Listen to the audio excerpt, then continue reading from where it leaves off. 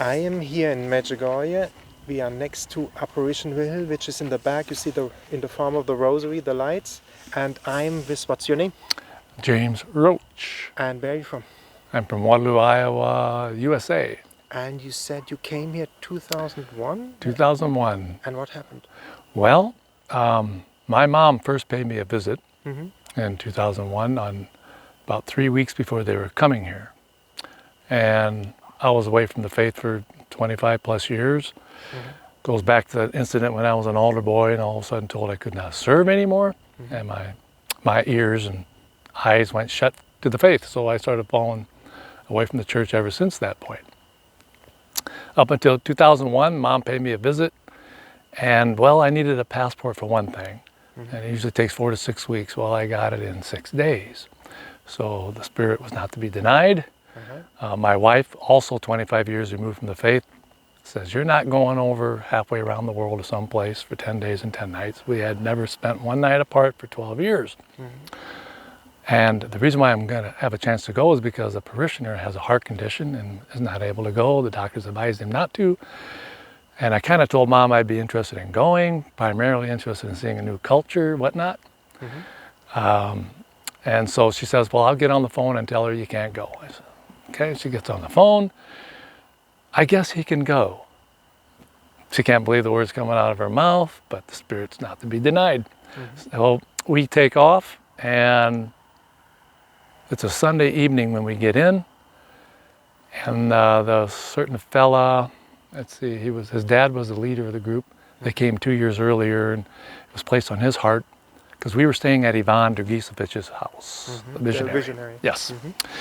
And it was placed on Stanley Two's heart that he should start a prayer group when he got back to our parish. Mm-hmm. It just so happens to be the parish that I grew up in, mm-hmm. Blessed Sacrament.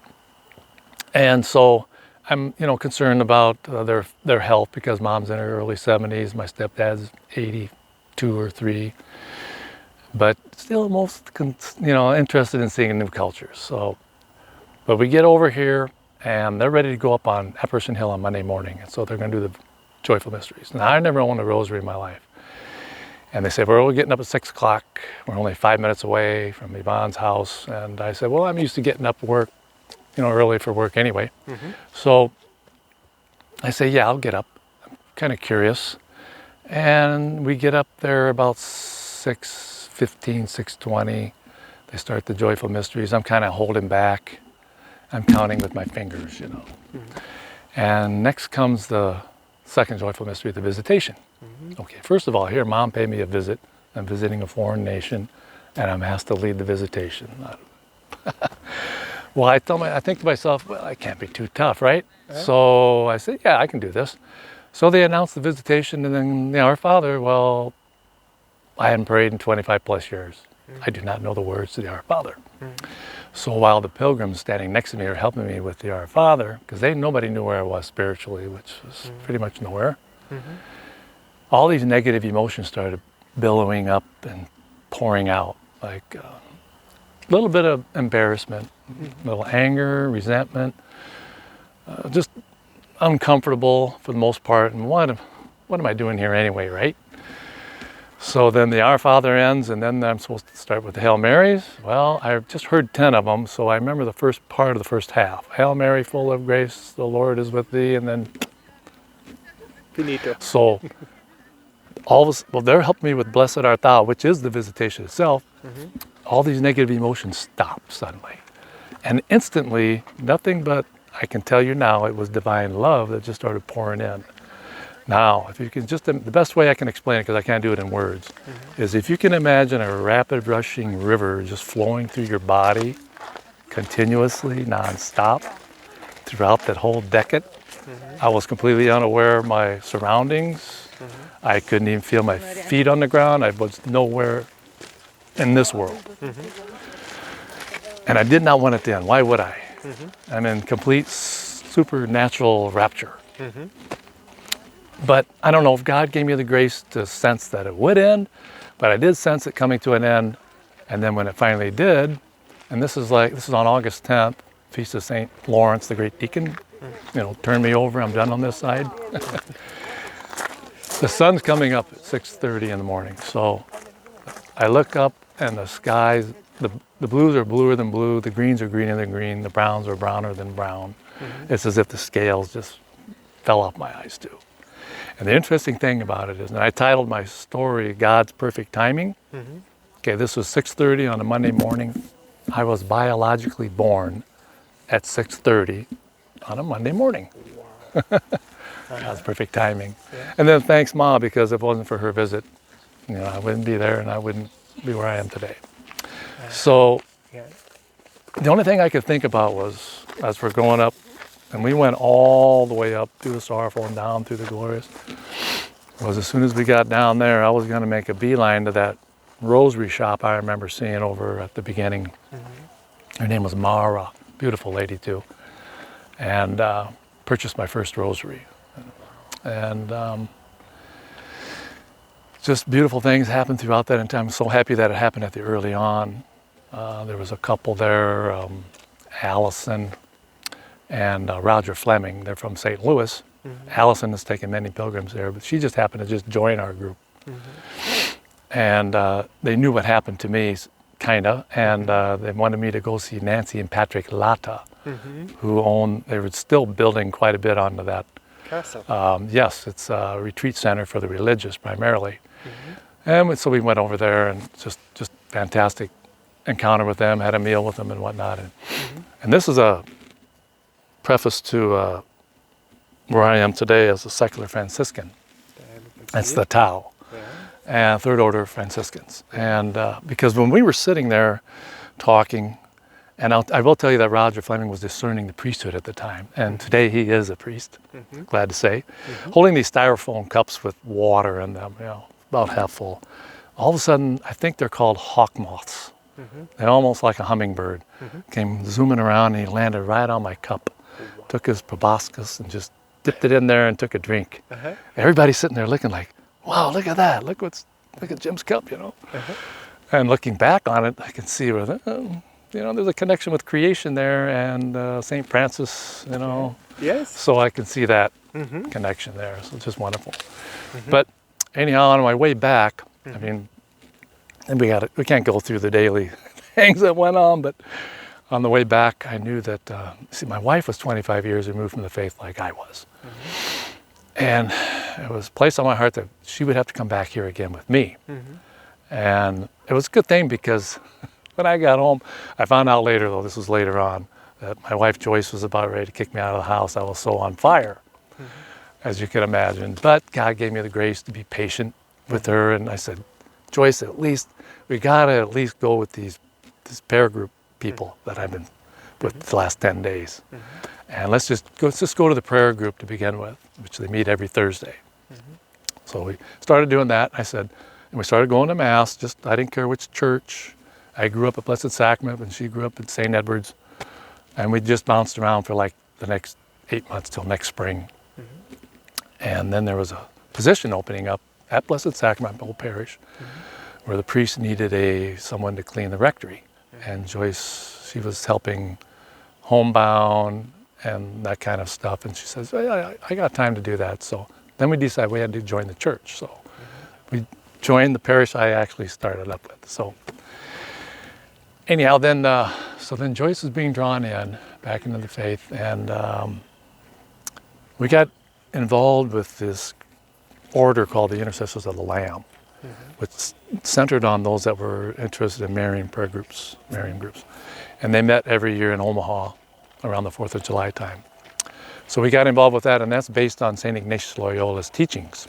So meditation, contemplation.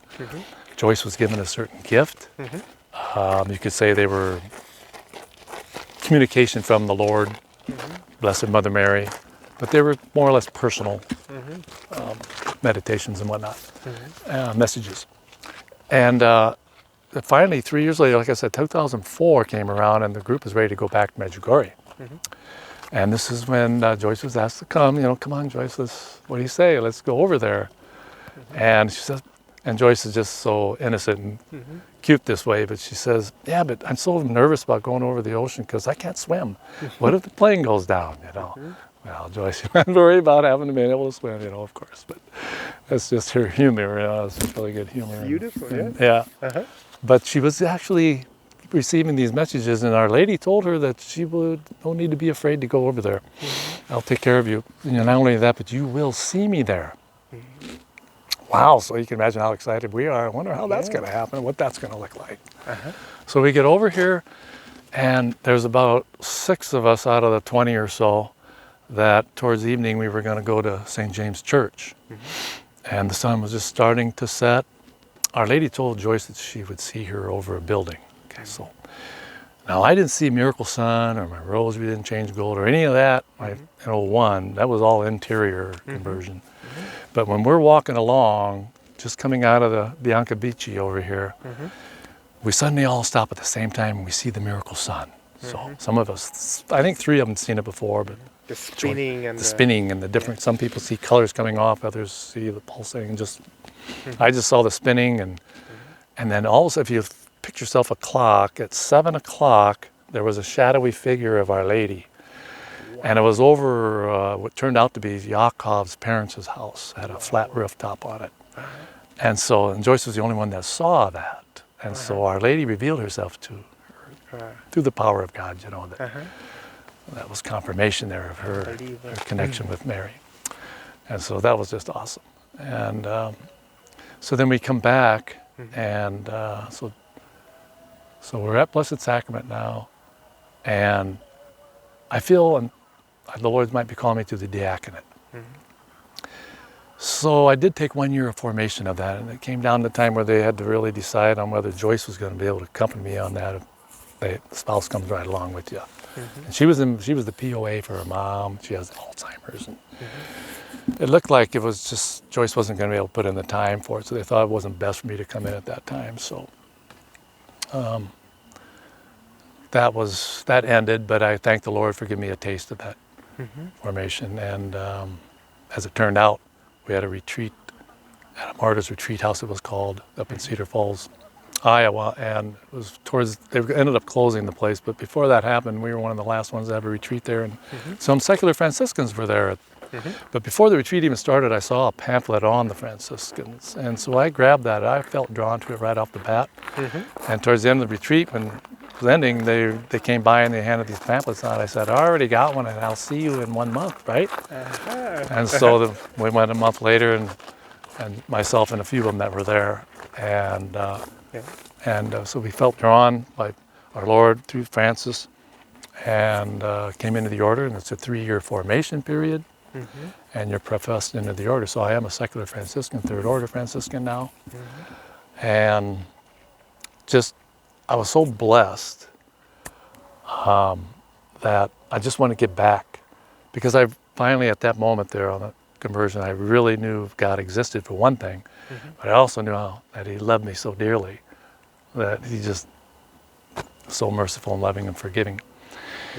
That I would just want to give back, do whatever He willed me to do. And so I've just been really involved in all the ministries you can imagine and that the church offers. Lector, cantor, prayer group leaders. We're involved in the Eucharistic adoration. It's a perpetual adoration at maybe the only high school in the country. I'm not sure, but it's at our Catholic high school. Wow, beautiful. And we're hourly coordinators for a particular hour, and I picked the 7 o'clock hour because that was the time on Friday night, because at the time before my conversion I was living for Fridays and working to live to go out and just party it up, and it was always around that 7 o'clock hour. So now I'm in the Adoration Chapel. Wow. And an interesting thing also that came full circle, so to speak, is, remember that time I told you about not being able to serve as an altar boy? Well, it just so happens that I'm involved with funerals and helping out in that area, and actually am serving Mass at funerals now. So here I am back up on the altar serving again as where it all started, where I started to shut down and drift away from the church, and to the point of the conversion, and now I'm back on the altar as a server again. It's just full circle. It's beautiful. And how often have you come back here now? Okay, so conversion 01, and then 3 years later, Joyce and I in the group in 04, and then I was just really busy with I had to learn like St. Paul did. He studied for like 10 plus years. Well, I, from the 5th grade on, did not understand the faith. So I had to delve in. And I tell you, the catechism was one of the most beautiful things I read. I just, it was so fruitful. And the Bible, of course, cover to cover. And I just kept on reading on my brother. He's a priest, and he got me involved with the saints. And I was just delved into, I have a periphery of saints that every day now, and just seeing how they live their lives. Ordinary people with extraordinary lives. You know, that's what they are. You have got a favorite saint? Yes, well, St. Lawrence, because of my conversion. Yeah, the day, no? But St. Francis, you know, I mean now.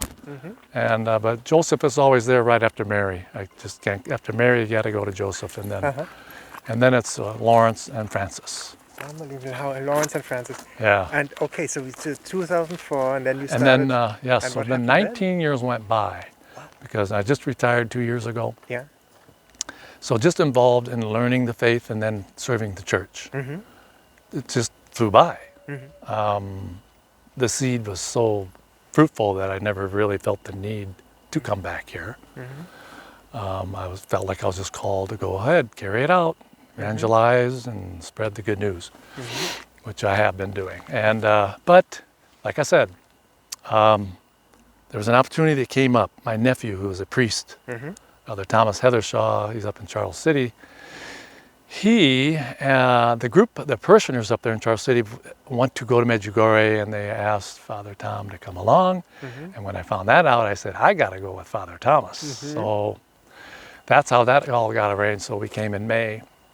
And, you know, even though it rained every day, which it did, it was such unusual. It rained 25 out of the 30 days, I guess. Even the taxi drivers are saying, this is not right. This is not normal. But even then, it couldn't dampen the spiritual encounters, and the more you, every time you come here, you draw closer to Mary's Immaculate Heart, which of course leads you to Christ. So it's always fruitful and beneficial to come, regardless of the weather. But it would have been nice to have, it's just a little more enjoyable. So then on my way back, Father Tommy says, Father Joseph Sevchik is coming in October. And I got to know Father Joseph Sevchik through, he was from Cedar Falls, St. Patrick's, which is right next to Waterloo, and knew him going through the seminary. Father Tommy's been a priest for 4 years now, and Father Joseph for 3. So I knew Father Joseph through the seminary encounters. They were best friends. And I got to know his family, because I actually cantor the Divine Mercy Chaplet every Sunday, because our prayer group does the Divine Mercy Chaplet at the 3 o'clock hour. A prayer group member was having to move back to Illinois because she was going blind, unfortunately, but she wanted the chaplet to continue there at her parish. And so then I said I would do that on Divine Mercy Sunday for her. It just so happens that Father Joseph's mother, Lisa Sevchik, plays the organ there and has been for like 30 years. And so she plays the organ, I sing, and so that's how that happens. And then I got to know her husband, Joseph's father, Joel Sr., and he has a daughter, Brenda, at the time, and she actually cantored with me on one of those Sundays before she headed off to college. So it's just, I just knew it. And Father Joseph is just such a really good, holy priest in my eyes. And so I said, I've got to come back again. And Joyce I thought, Joyce, she doesn't like to be left alone that long, but bless her heart, you know, she let me come in May, and now I've got to ask her if I can go again in October. It's been 19 years since I've even been here, and now I'm going twice in the same year. But yeah, she said okay. So she knew why. She know what the experience is. Yes, yeah, right. She has physical illnesses now that doesn't allow her to travel great distances, so she will probably never come back here. But what is amazing, you came back, you had the conversion, and you led the family, your wife, she came back with you afterwards to the Catholic faith, no? Yes. And I think that's why maybe you have the struggle that they want to destroy manhood, because the man guides. You know, what I learned, the man is the bishop of the family. And if the identity of manhood is destroyed, then the family goes like wild, no? And everything unwinds then. Unwinds then, you know? That sounds to me, when you said you came back, you had this, and gently you guided her, or it happened through you, no? It's so beautiful. I think this is a lesson for all of us, for man. You know, what is the role we have? And you know, we were married in 1989, so this is like way before. And I lived, like I said, for Friday nights out. And the summer times there was nothing but softball. And what goes with softball? Beer. So it was nothing but softball, beer for the summers, and then just living for the Fridays through the winter. And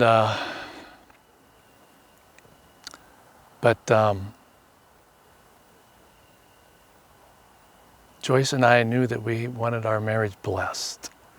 And my brother, Father Ed, he's a SOLT, Society of Our Lady of the Most Holy Trinity, missionary priest, and he was down there in Nuevo Laredo, Mexico, across from Laredo, Salt, Texas. no? Salt? Salt, yes. It's Sister Miriam? Yes, there you have it. Father James Flanagan founded the order, who just passed away, I think maybe, seems like maybe 3 or 4 years ago, I think. He founded the order in 1958, I believe it was.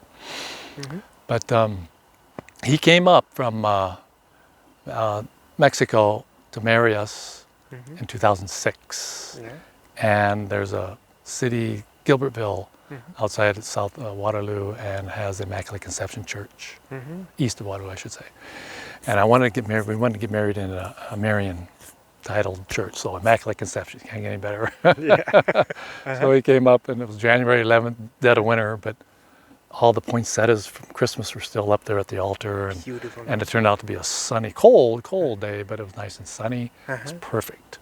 Wow. And so we had our marriage blessed back into the church. I did not have to go through an annulment because I was married previously. After I got out of the Marine Corps, I married right away in my own apartment by a female magistrate. So I wasn't even recognized as a legitimate marriage in the eyes of the Catholic Church. So I didn't have to, my wife, I had to go through an annulment. She got married in the church back then, but unfortunately to someone who was very abusive, both physically and spiritually. So she had to go, unfortunately for her, to bring back all these memories of severe abuse. I'll just put it that way. She reminds me of St. Rita of Cascia. Yes, the saint of the impossible. She had 2 children, 2 boys, just like my wife had 2 boys. And big problems between them and stuff. So, but that's also for people, who are desperate. There is the chance of annulment as well, right. People don't know about this, We have these discussions now about marriage and remarriage stuff. But the church is a church of order and has proper orders to look at things, what is truthful, no? Yes. People should know that there is a chance to do an annulment as well, Yes. Maybe somebody watching now. And they think, we're bounded by these commandments. And how can you enjoy being under these commandments? Well, the commandments that they knew, they realize that actually set you free. Yes, you have this our joy, good. this peace. But we have to have order. Yes. And I look at the world today without the order. Yeah, it's no more fun. It's chaos, and everybody gets to see it more and more now, no? But we had our wedding blessed then by my own brother, and it was just awesome. But and pray for my brother, Father Ed. We will. All the people are watching, please pray for the priest and for Father Ed. Primarily because he was in a horrible car accident. Wow. Back in 2012. He always came up on the 4th of July to visit. And him and his friend, Father Michael, came up together, and he dropped Father Michael off in Kansas City because he had a sibling there. His only sibling was his sister. And then Father Ed came up to us. And then on his way back, he picked up Father Michael. And usually Father Ed drives all the time because he's like me. I got to drive all the time. But for whatever reason, I can't remember what it was, but Father Michael insisted. And so he gave in. They get south of, just south of San Antonio, about a half hour. It just got done raining, the sun's going down, it's getting dark. A semi-jackknife's in front of them, going 75 miles an hour. And they go underneath the tail end of that. And they just sheared off the top of the car. Father Michael was killed outright. The only reason my brother survived because he happened to be reclining in the seat at the time. And then the picture shows all you can see is a collar there in the car, and know that it's a priest sitting in there on the passenger side. So who knows how long it took before they got the call to get down there, extract him from the car. But anyway, he doesn't remember anything except when he was wheeled into the hospital. So probably a good couple hours went by. And then 6, 7 years later, schizophrenia started settling, and from the brain trauma way back 7, 8 years ago. And now dementia has settled in. And he was born in 60, so he's only 62, 63 years old, but very fluent, 4 languages, and he just loved Our Lady. He was just a beautiful priest. But the good thing is he's happy in his own world that he's in now. That's the best we can look at it now. We pray for him and all the priests. We should not forget that, no? Certainly, Yes, absolutely, especially, this is important, that we don't forget them. They chose to give everything and we judge them so harshly, so hard, That's what my brother always said. He said, can't believe they are the Supermans. They give everything, they follow, and we judge them so hard. Yes. And last night I had, just, we realized that they're servants. They serve the people. But last night and there's a group of 18 of us here, and half of them never been here before, and including Father Joseph. And he was up there at the altar, of course, and all of them stated they'd never seen such a monstrance so huge as this monstrance is on the altar there behind St. James Church. And but the communion was ending, and we were sitting way in the back in the bleachers, sit-down bleachers way in the back, and I just saw like 6, 7, 8 priests coming back up to the altar all at the same time, and it just struck me, and I just really got quite emotional about how they are really serving the church. They're they're feeding us. They just fed us with the bread of life, the life that keeps on giving. They are the true Superman. They bring Christ down to earth. No? Yes. So, unbelievable. Yeah. And what is your conclusion now about Medjugorje? You are here again, and what would you tell people why to come to Medjugorje one time? For peace, primarily, your heart will be so peaceful. It is almost going like back into not necessarily a different world, but society compared to any other society in the world. It's just one of a kind. And I think it's Mary's presence through Christ, working through all the priests that are here. And everyone, you never see any other place that I've been in my life where you pass people and they're praying the rosary as they're walking along to the next destination. So people are constantly praying. And it's just knowing that Mary brings you closer, and as you go closer to Mary, she leads you to Christ, and nothing gets any better than that. And so you keep growing on your faith. Your faith you can never find a limit to your faith or to the wonders, enjoyment of your life. We all have that goal to reach the ultimate, but at the same time, there's no reason that God wants you to enjoy this life that you have to the fullest. Yes, that's why Christ came. And you can reach different levels each time you come here. My feet have never touched the ground ever since that day on Mount Povertho. And they never will. From that moment on and into eternity, they'll never feel that ground again. That's an awesome thought.